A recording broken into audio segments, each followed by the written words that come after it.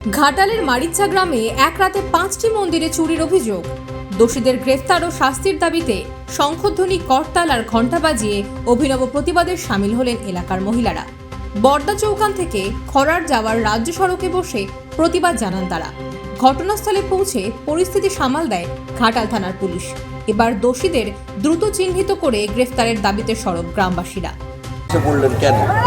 আমাদের সব থেকে বিশ্বাসের জায়গা হচ্ছে আমাদের মা। সেই মাকে ক্ষতবিক্ষত করে আমরা প্রতি মাসে বা প্রতি সপ্তাহে মায়ের মন্দিরে যাই পুজো দেওয়ার জন্য। আমরা স্নান করে পরিশুদ্ধভাবে যাই, সেই মায়ের মন্দির আমরা ঢুকতে ভয় পাই। আমরা মায়ের দুয়ার থেকে মধ্যদ্বার থেকে আমরা হাত বাড়িয়ে মায়ের ঘরের মধ্যে আমরা পুজো ধরে দিই। আমরা সেই মায়ের মন্দির ঢুকতে ভয় পাই এবং মা আমাদের কঠিন বিশ্বস্ত জায়গা। যেমন আমাদের ঘরের মা ডাকলে সাড়া দেয়, ওই মাও তেমনি আমাদেরকে ডাকলে সাড়া দেয়। তো সেই মায়ের আজকে ওই রকম রূপ আমরা দেখতে পাচ্ছি না। যেমন মাকে ক্ষতবিক্ষত করলে আমাদের কান্না পায়, খিদে তৃষ্ণা দূর হয়ে যায়, সেই রকম আমাদেরও পরিস্থিতি। তাই আমরা চাই এটা যেন দোষীরা যত তাড়াতাড়ি সম্ভব ধরা পড়ুক এবং আমাদের মায়ের পূর্ণ যে রূপ ছিল সেই রূপ আমরা মাকে দেখতে চাই। তার জন্য আমরা এইভাবে প্রতিবাদ করছি এবং মাননীয় মুখ্যমন্ত্রীর কাছে আমরা আবেদন জানাচ্ছি।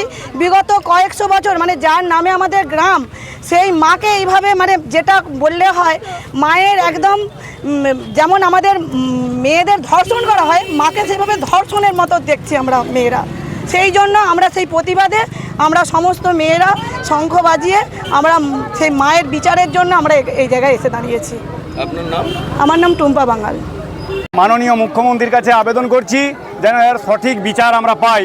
তাই আমাদের সমস্ত গ্রামবাসী এবং আমাদের যে মেয়েরা দেখতে পাচ্ছেন, বাচ্চা ছেলে সবাই আমরা এই প্রতিবাদ করছি মৌনভাবে, যাতে এর সঠিক প্রতিবাদ আমরা করছি যে সেটার যেন সঠিক উত্তর আমরা পাই এবং যারা দোষী সেই দোষীরা যাতে অবিলম্বে শাস্তি পায়, সেইটা হচ্ছে আমাদের সবচেয়ে আবেদন।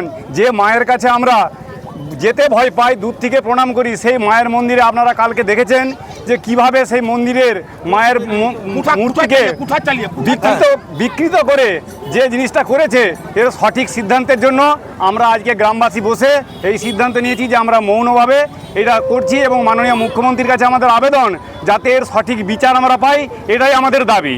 এবং দোষীরা যাতে অতি দ্রুততার সহিত তার শাস্তি পায়, সেইটা যাতে মাননীয় মুখ্যমন্ত্রী এটা দৃষ্টিগোচর করে, তার জন্য এটাই আমাদের আবেদন। আর আমাদের আবেদন হচ্ছে, আমার নাম কৃষ্ণ দাস বাঙাল।